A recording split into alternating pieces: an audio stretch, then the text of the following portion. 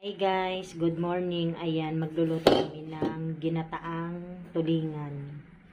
Ito pala yung mga halo namin, talong at okra.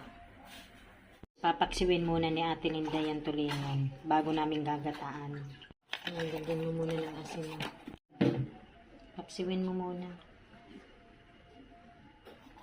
Ayan pala guys, so pinagsabay-sabay na namin yung mga talong, okra, sa kasili, yung tulingan.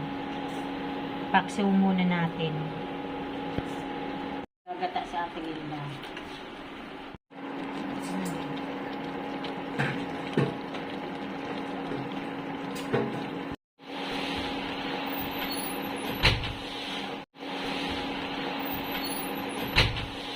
Ayan, lagay na natin yung gata guys.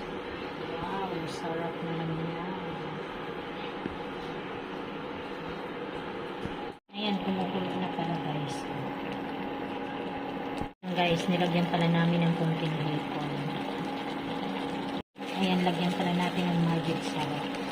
Hanggang dito na lamang. Maraming salamat po sa inyong lahat sa panonood sa aking channel. God bless everyone. Bye.